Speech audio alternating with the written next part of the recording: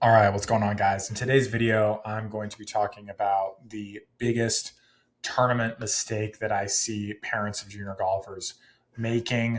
I'm probably going to cover a couple things related to just general mistakes that I see with tournament selection for junior golfers in this video, just because I see so much money being wasted, and so many parents just don't have a clear idea of how all this stuff works and how it all fits together. And at the end of the day, it's not something you should be expected now. So that's exactly why this video is here. If you guys enjoy it, if it's helpful for you, go ahead, leave it a like.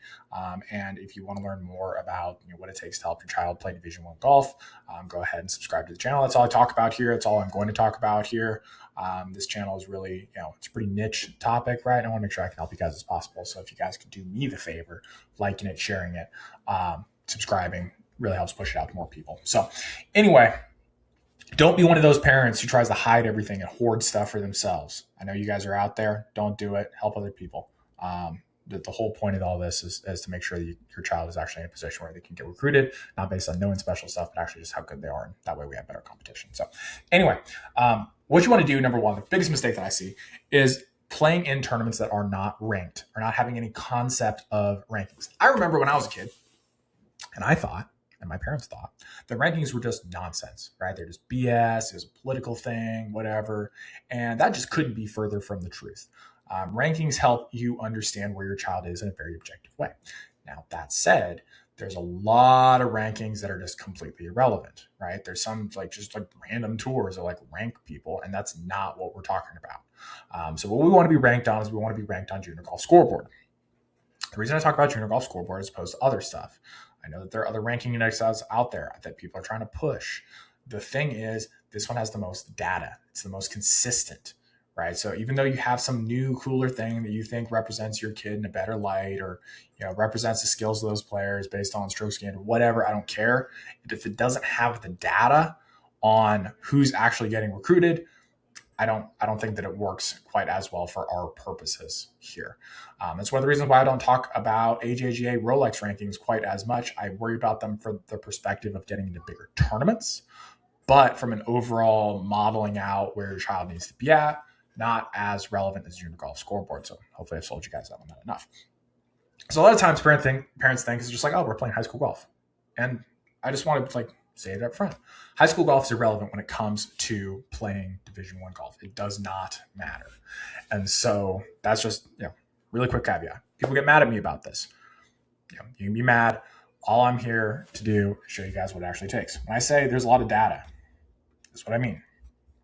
We can see all the players that were recruited to play Division One golf back to 2018. We can see where they're ranked in the class, what their scoring differential was in the program they're recruited. And so I've got other videos detailing out what scoring differential is, how all that stuff works. Hopefully get to the point where I can link that around the video somewhere, but it's definitely on the channel if you just look up that particular topic here. So anyway, we want to make sure we're playing in ranked events. If we're not able to play in ranked events, we just want to have the thought process of hey, well, I need to play in these events so that we can get to the point where we're actually playing in ranked events, right? So you might be in a spot where you're just hey, we can't play in any ranked events. We got to earn enough points within our point system in order to even have the opportunity to do that. In which case, guess what you're doing? That's what your child needs to do, right? And so we just need to work toward that as a long-term goal. Now, second biggest mistake. So I told you guys I'm giving you guys a bunch here. We want to play in tournaments that are as close to us as possible, ideally, right? Unless you guys just love vaporizing money and traveling all over the country, which, granted, I'm sure some of you guys enjoy traveling. That's just a fun thing for you to do. Good for you, right? Go play wherever you want. There's some relevant stuff for AJGA, but in general, it's if you're that type of person, good for you, right?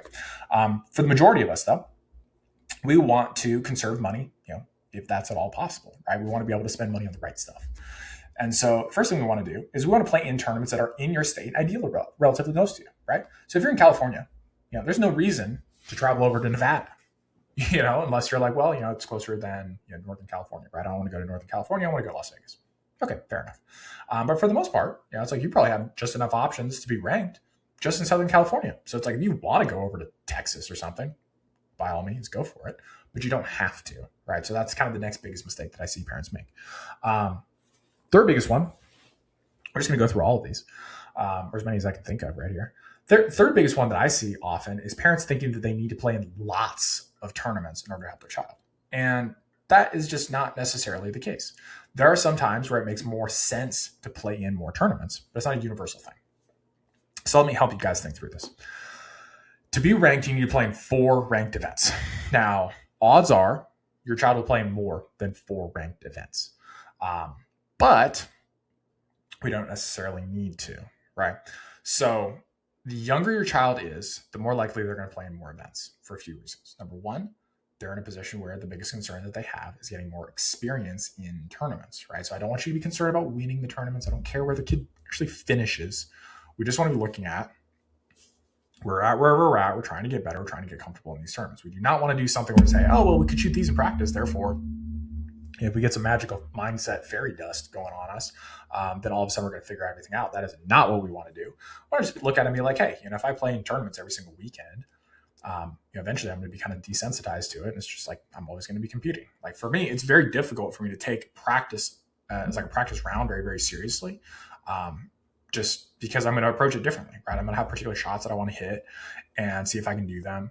Versus if you put me in a setting where I'm playing for money or something like that, then I'm going to take it just inherently a little bit more seriously, and it's a lot more fun for me, right? So I'm just kind of desensitized to that. That's what you want for your child, where it's like when they're not competing, they're kind of just like, man, what am I doing this for, right? That's a good position to be in.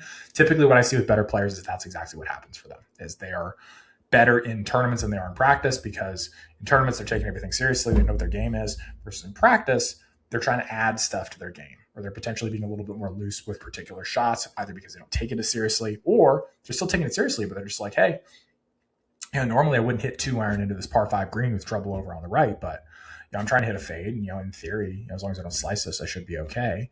Let me see if I got the stones to pull this one off, right? No, I didn't. Okay, cool. I just made double bogey there, but now I know, right? Or if you pull the shot off, fantastic. You might be in a tournament and be like, I've done this a couple times in practice, but I don't think that, that works here. I think that that's a little bit too challenging.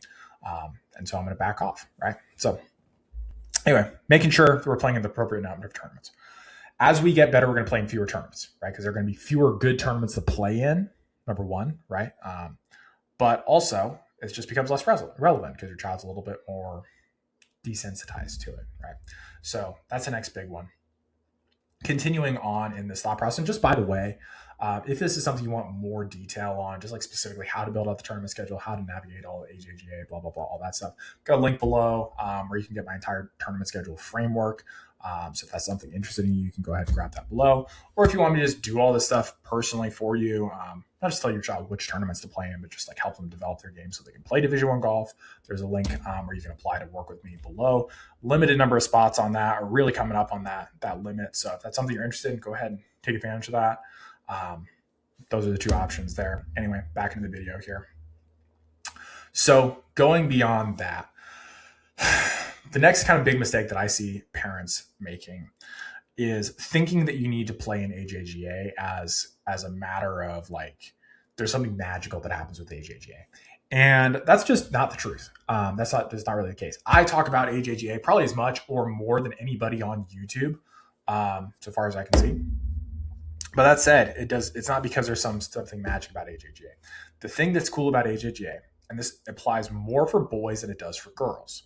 The thing that's cool about AJGA is there are longer golf tournaments that are available to you playing in AJGA events, right? So if you play an AJGA Open, it's pretty easy to find a 7,000, 7,100 yard golf course. It's pretty reasonable, right?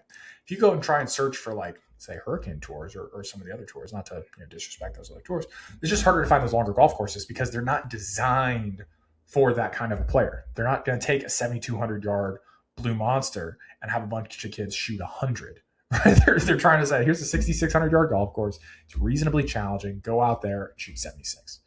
And that's cool up until the point until your child needs more difficult golf courses, right?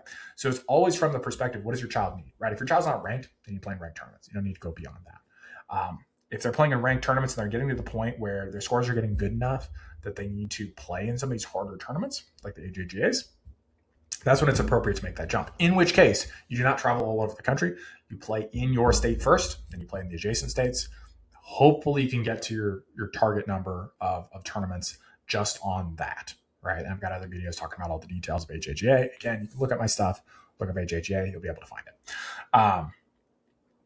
But those are the biggest mistakes that I see parents making with tournaments. So kind of just in summary here, not playing in ranked events. That's going to be number one. Number two, trying to travel all over the place. That's number two. Just you don't need to travel all over the place. You need to play in your state. Number three, thinking you need to play in lots of tournaments. You don't need to play in lots of tournaments. You need to play in the right tournaments, and that's going to change throughout time. Number four, we're not just playing in AJGA for the sake of it, right? If you're looking at that and you're like, oh, it's hard to get into AJGA events, realistically, what that means is your child's just not good enough to play in those events. So they need to play in these other events first, get comfortable shooting the scores they need to so they don't have any problem qualifying for an event, right? So those are really the biggest mistakes that I see from families. So, positively, what should you do? Get your child ranked. It's already ranked. Pay attention where their scoring average is at. And then start looking at AJGA. Once your scoring average gets below about 77, that's really kind of like the target spot there. And then from there, they'll want to continue to work their way up. They'll start playing in some of the more national events, things like the US Junior PGA, things of that nature, right? Those qualifiers where you're going to have to qualify to get into them. When they're just getting started off, it doesn't make sense playing those. Like you can play in them for fun as a qualifier. That can actually be a really good strategy. Just get them comfortable with it, get some free reps. But at the same time, it's just not the priority, right? So it's understanding here's kind of what the landscape looks like. Here's the tournaments we should be playing in. And as a result of that, what does our timeline look like? Playing through all these different events, and how does that correlate to our long-term goals? So, hopefully, this video makes sense. Help you understand, or just kind of avoid some of the pitfalls.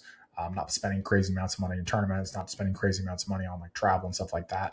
Obviously, if you're in a state like Iowa or something like that, you might have to travel a little bit more, right? If you're in California, obviously you don't have to travel as much, and there's an offset in just like the relative cost there. If you're annoyed about that in Iowa, just keep in mind, people in California are paying like 50% taxes. So they got their own bills as far as like getting around and stuff. So worth noting here.